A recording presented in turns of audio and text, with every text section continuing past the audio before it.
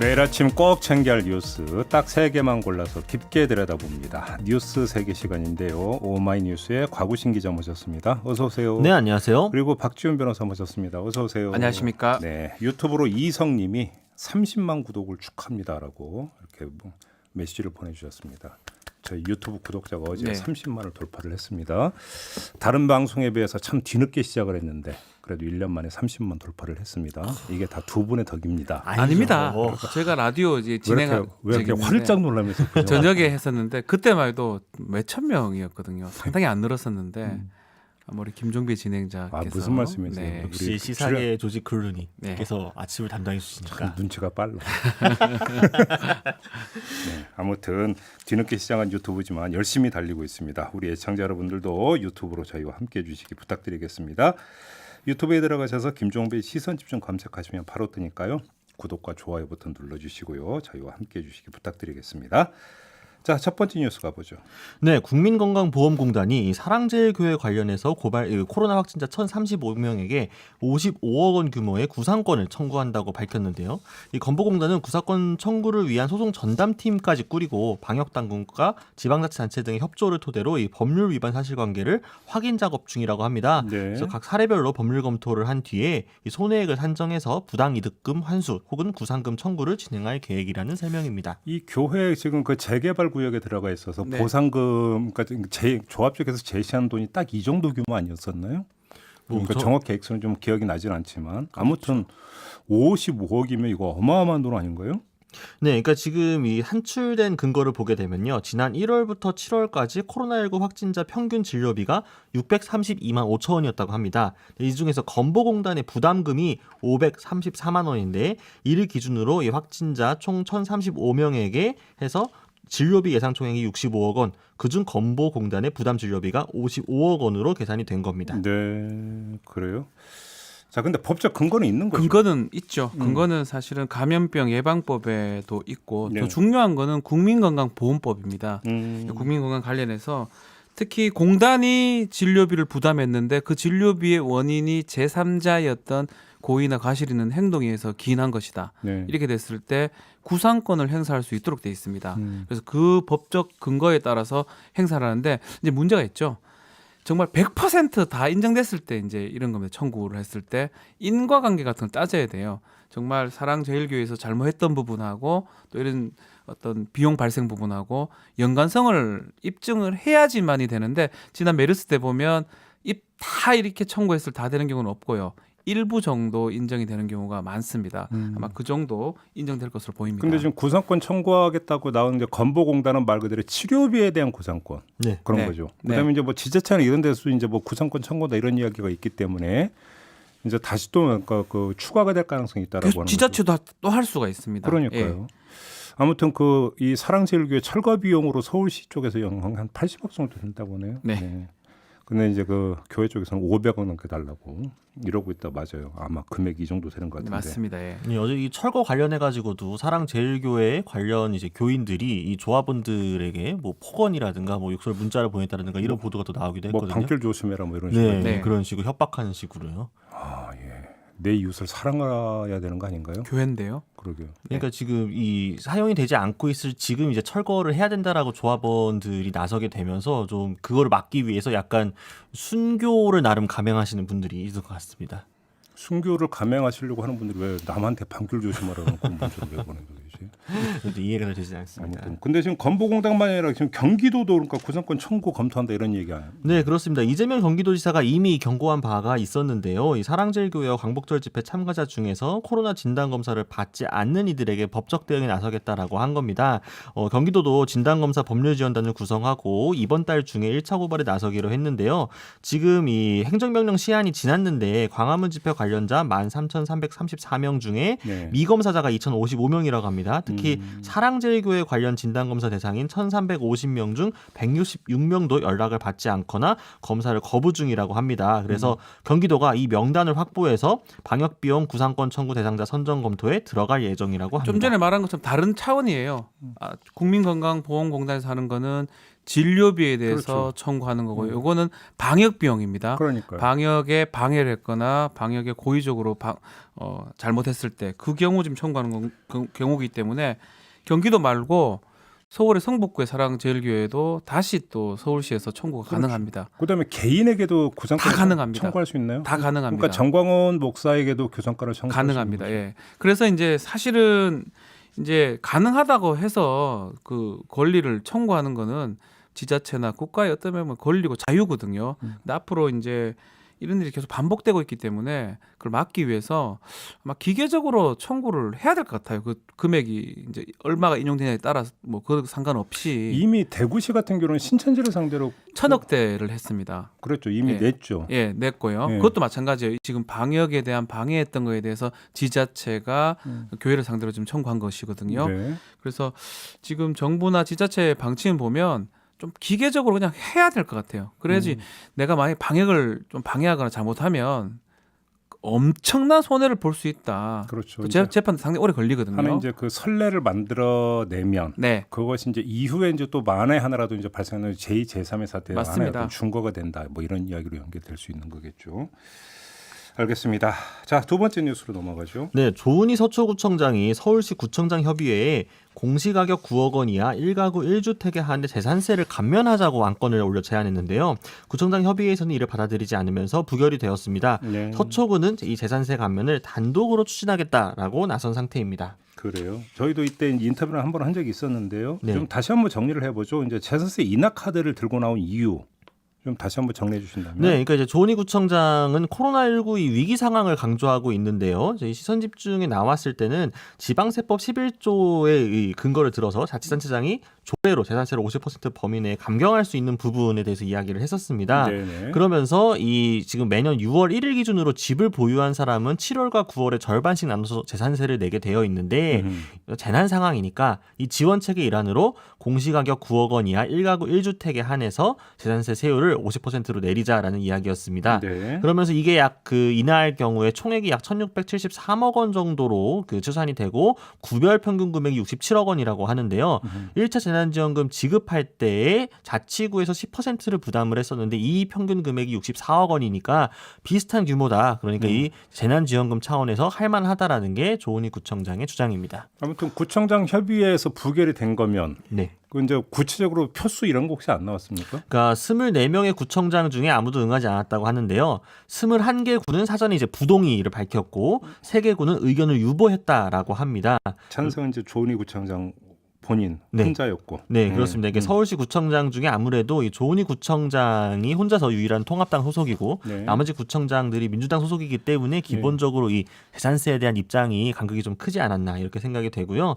서초구는 지금 구의원이 발의를 해가지고 구의회의 재산세 감면 조례 개정안이 제출된 상태라고 합니다. 좀 다르죠. 지금 미래통합당이 보수정당이기 때문에 좀 감세나 세금 얘기를 좀 하는 것 같고 민주당 입장에서는 세금을 줄이는 방식으로 이런 코로나라든지 재난을 극복하려고 하지 않고 오히려 복지를 강화하려고 하는 게 되기 때문에 네. 맥락이 다르고요. 나머지 구청은 다 민주당입니다. 그래서 네, 뭐 그렇죠. 따를 리는 없을 것 같습니다. 네, 아무튼 근데 조은희 구청장 입장은 나왔어요. 그러니까 별도의 입장문이 나왔다기보다는요. 연합뉴스에서 이 이후에 인터뷰한 내용을 좀 옮겨보면은 시민들만 보고 걸어가겠다라고 하면서 이 현 정부의 부동산 정책은 징벌적 과세를 위주로 하고 있다. 이 세금 폭탄에만 집중하면 절대 성공하지 못한다라고 비판을 했습니다. 네. 그러면서 지금 65세 이상의 수입 없는 은퇴자나 1가구 1주택으로 10년 이상 거주한 주민, 다자녀 가구 등에 대해서는 특별한 혜택을 줘야 한다라고 강조를 했습니다. 근데 아무튼 그러면 그 서초구에서 단독으로 추진을 한다면 네. 이게 좀 복잡한 것으로 제가 알고 있는데 재산세를 거두면 그거의 절반은 서초구에서 알아서 쓰지만 절반은 서울시에 귀속돼서 이제 각 구청에 나눠 갖는 것으로 저는 그렇습니다. 알고 있거든요. 예. 예. 그럼 이게 어떻게 정리가 되는 거예요? 서초구에서 단독으로 해버리면? 요게 정리가 돼야 돼요. 그러니까 예. 구청에서 혼자서 할 게 아니고요. 음. 하려면 서울시 조례하고 다 맞춰야 됩니다. 네. 그래서 뭐 지금 일단은 정책적 차원 같고 실현되기에는 조금 더 좀 협의라든지 이게 좀 필요할 것 같아요. 그러게요. 네. 그러니까 뭐 여러 해석들이 나오고 있는데요. 그러니까 조은희 구청장이 사실은 차기 서울시장 선거를 준비 중이다라는 이야기도 상당히 좀 많이 나오고 있거든요. 네. 네, 그러면서 이제 사실 내년 보궐선거까지 시간이 좀 많이 남은 가운데 다른 잠재적인 주자들이 모두 대권 후보이면서 좀 인지도가 큰 상황이다 보니까 조은희 구청장은 나름 이 컨셉을 행정적인 측면에서 정책적인 점에서 좀 차별화를 두겠다. 이걸로 좀 승부를 보겠다라는 식으로 잡아다라는 이야기도 나오거든요. 그러면서 당장 이게 지금 바로 실현하겠다라는 이야기보다는 1가구 1주택 재산세 인하를 바라고 있는 지금 이제 주택을 보유하고 있는 서울 시민들에게 어필하는 차원에서 본인이 의제를 선점하려고 이렇게 던진 게 아닌가 좀 이런 해석도 나오고 있습니다. 9억 밑으로 서초동에 잘 없거든요. 근데 그것도 이제 예. 공시가격 기준이잖아요. 예. 시가 기준이 아니라. 그래도 많지는 않을 것 같긴 한데요. 예. 네. 그러니까요. 근데 아무튼 그때 저희와 인터뷰에서 그때 제가 이제 그 서울시장 출마설 네. 출마 관련 보도가 나온 적이 있어서 이제 그런 어떤 질문을 한 바가 그러니까 좀 기억이 나는데 그때 딱 잘라서 그런가 그 부인을 하지는 않았던 것으로 제가 이제 어슴푸레 기억을 하고 있는데 그렇죠.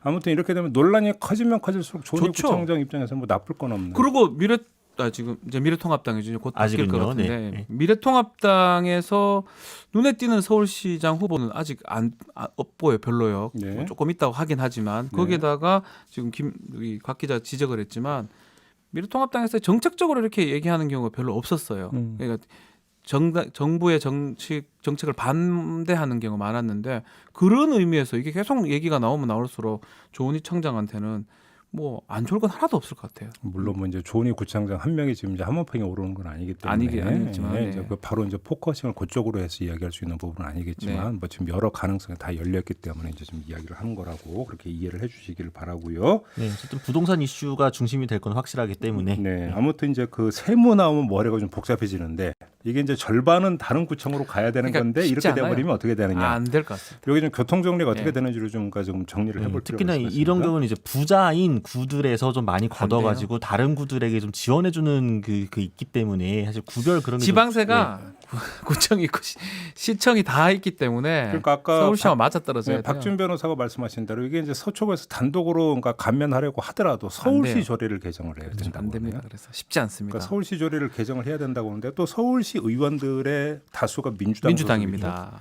그럼 이게 과연 가능하겠느냐라고 하는 문제가 여기서 제기가 되네요.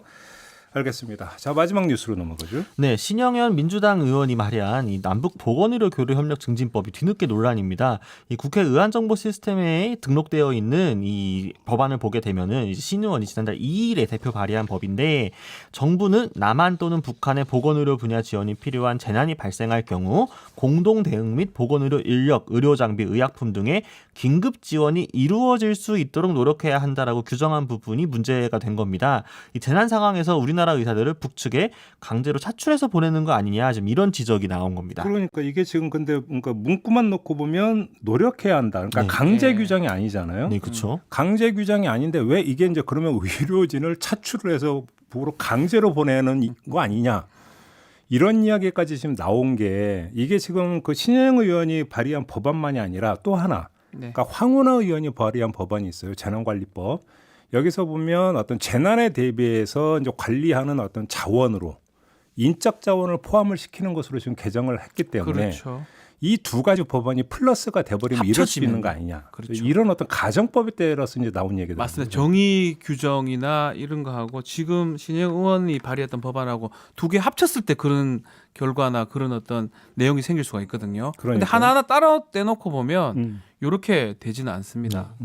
그러니까 신현영 의원이 발의한 법안만 놓고 보면 이거는 뭐 그럴 가능성은 사실은 이제 거의 없다고도 볼 수 있는 건데 네. 아무튼 논란이 좀 커졌는데 그 의료계 쪽에서의 반응이 나왔죠. 네, 대한전공의협의회가 이 관련 기사를 SNS에 공유를 하면서 이 재난시 의료진을 강제로 편입해 사용한다는 법에 이어 유사시 의료진을 북한에 보내는 법이 논의 중이라고 한다라면서 그들이 의료진을 어떻게 생각하는지 보여주는 단적인 예, 우리는 물건이 아니다 라면서 이게 우리가 계속 싸우는 이유라고 주장했습니다. 근데 제가 볼 때는 일단 좀 야간은 좀 이건 좀 그 빌공짜의 어떤 그 공리공담 아닌가라는 생각도 드는 게 네. 지금 뭐 코로나 진단 뭐 저것도 이제 못 보내고 있는 게 지금 남북 간의 현실인데 네. 의료 인력을 보낸다라고 이렇게 보내고 싶어도 보낼 수도 없는 보낸 상황이고. 적도 없지 않습니까 지금까지요. 예, 현실적으로도 가능하지 않은 부분인데 물론 이 법안이 만약에 만들어진다면 모든 가정 상황을 염두에 두고 이제 검토를 해야 된다라고 하는 점에서는 뭐 나올 수 있는 이야기지만 아무튼 이 법안 자체만 놓고 보면 강제 규정이 아니어서 그렇죠. 시기가 좀 그렇고 지금 의사 협회에서 지금 뭐 파업이나 휴업이라든지 이런 것 때문에 네. 요게 이제 보도되면서 크게 문제가 되는데 엄밀히 법적으로 따져 봤을 때는 이게 뭐 이렇게 딱 100% 연결된다고 보기엔 좀 어렵거든요. 그러니까요. 신현영 의원 본인은 뭐라고 그래요? 본인이 이제 페이스북에 해명한 내용이 있는데요. 일단 본인이 국회에 들어오기 전까지 통일보건의료학회 활동을 하면서 네. 이 학술 활동에 참여했다라는 점을 좀 언급을 했습니다. 그러면서 이 해당 법안은 이전 국회에서도 발의되었던 법안을 바탕으로 이 통일보건의료학회의 검토하에 남북 보건의료의 교류 활성화를 위해 제출된 것이라고 설명을 했습니다. 그러면서 이제 보건의료인력 지원에 대한 부분은 실제 이제 북한 의료인과 교류 협력을 원하는 의료인을 상호 협력이 가능하도록 하는 목적이라면서 이 강제성을 가지고 의료 인력을 파견하기 위한 법적 근거를 마련하는 게 아니다라고 이야기를 했습니다. 네. 보건 의료 인력을 이제 교류한다 뭐 이런데 의미를 좀 뒀는데 어쨌든 간에 뭐 법률 해석을 이렇게 좀 정치하게 해보면 그게 뭐 징벌이나 징집이라고 표현하더라고요. 징집에서 북한에 이제 파견한다라고 이제 또 미래통합당이나 이렇게 해석을 하고 있습니다. 그러니까 앞서 이제 의사들이 공공재다라는 요 발언이 잘못 이렇게 와전이 돼가지고 네. 비판을 받은 그 맥락에서 지금 역시나 이제 지금 파업에 나서고 있는 의사들은 본인들을 왜 자꾸 재화 취급하냐 약간 이런 식으로 받아들인 게 아닌가 좀 생각이 좀 되는데요. 이게 이제 아마 그 신현영 의원 법안 말고 황운하 의원 법안까지 같이 이야기를 해야 될 텐데 여기에 보면 어떤 그 재난을 대비한 네. 자원으로 의료 인력을 이제 규정하는 것으로 법안을 바꾸겠다는 것이 돼 있기 때문에 아마 여기서부터 시작이 됐던 것 같아요. 그래서 관련 그 내용은 잠시 후 2부에서 황운하 의원과 인터뷰가 그렇지 않아도 예정이 되어 있습니다. 어허. 이때 좀 한번 황운하 의원에게 한번 집중적으로 좀 질문을 해보도록 하겠고요. 자, 오늘 뉴스 3개는 이렇게 마무리를 하도록 하겠습니다. 박지훈 변호사, 곽우신 기자와 함께했습니다. 고맙습니다. 감사합니다.